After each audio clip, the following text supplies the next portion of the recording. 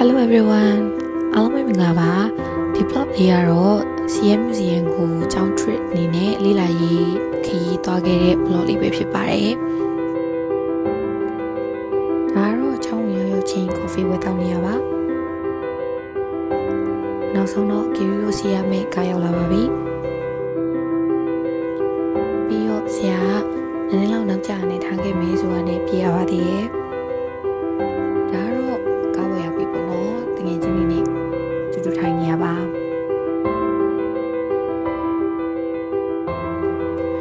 ဒါကတော့ Kiwi ရဲ့အကြံပါအလိုနဲ့ဒီဗီဒီယိုက9မိနစ်ပြီးမှရမယ်ဆိုတာနဲ့ကားပေါ်မှာလည်းဟိုရဲလိုက်ဒီရဲလိုက်လောက်ရပါသေးရဲ့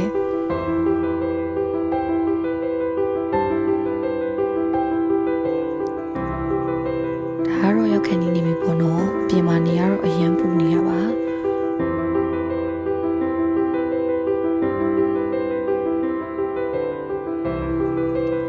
ကဲနောက်ဆုံးတော့စီရင်မှုစီရင်ရောက်ရှိခဲ့ပါပြီ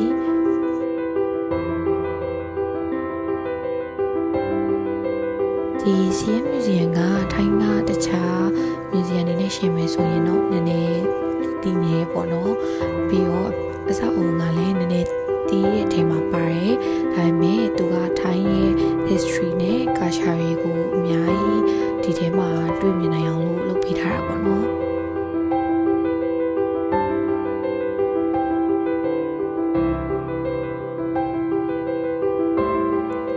ဒါကတော့ Kiwi တို့ရဲ့ ticket တွေပါ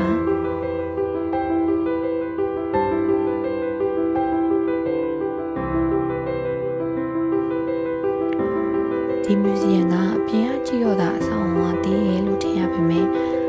အထဲမှာကျတော့သူက exhibition တွေအများကြီးခွဲထားတာပေါ့နော်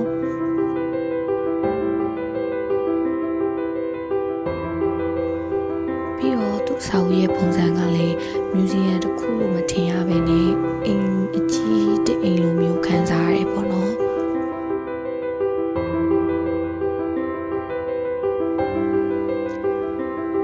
ဒီနေရာမှာဆိုလို့ရှိရင်ထိုင်းနိုင်ငံရဲ့အတိတ်ကသမိုင်းကြောင်းတွေနဲ့အချိန်ကာလကြီးကြာမြင့်လာတဲ့အမျှသူတို့နိုင်ငံကဘယ်လိုမျိုးပြောင်းလဲလာရဲဆိုတဲ့အကြောင်းလေးကိုတေချာလေးပေါ့နော်ရှင်းပြတာလေးကိုတွေ့ရတယ်ဒီလိုမျိုးအလေးမောင်သုံးချပြီးတော့သူတို့နိုင်ငံရဲ့သမိုင်းကြောင်းကိုတေချာလေးနားလည်လွယ်အောင်ရှင်းပြထားတာကတော်တော်လေးသဘောကျစရာကောင်းပါတယ်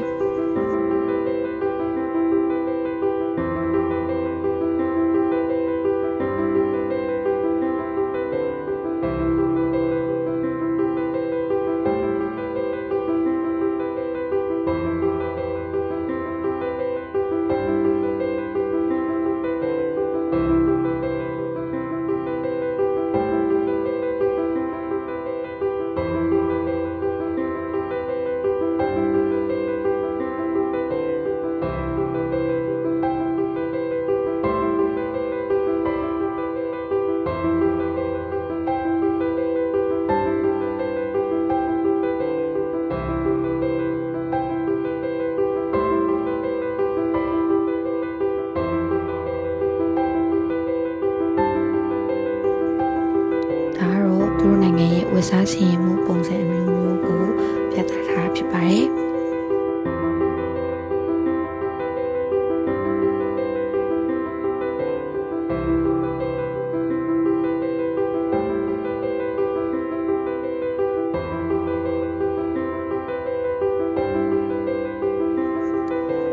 ပြီးတော့ဒီကိုရောက်ရင်မဖြစ်မနေလုပ်ကြည့်တင်တာကတော့တကယ်ချင်းနေနဲ့သူတို့ပေးထားတဲ့ထိုင်းရွာဝတ်စုံတွေကိုဝတ်ကြည့်တင်တာပါ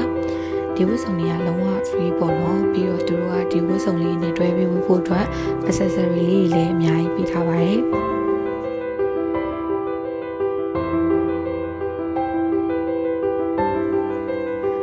မြူဇီယံမှာစုံစုံလင်းလင်းပတ်ကြည့်ပြီးတော့မှနေ့လည်စာသွားစားဖြစ်ခဲ့ပါတယ်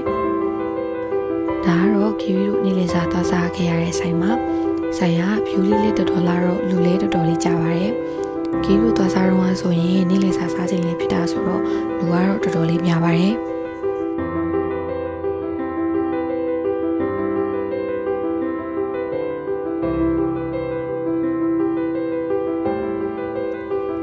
ဒါကတော့ကျောင်းအကျွေးရဲ့နေ့လည်စာပေါ့နော်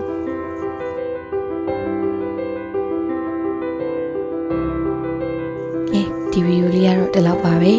ဒီယိုလေးကိုအဆုံးထိကြည့်ပေးကြတဲ့အတွက်ကျေးဇူးအများကြီးတင်ပါတယ်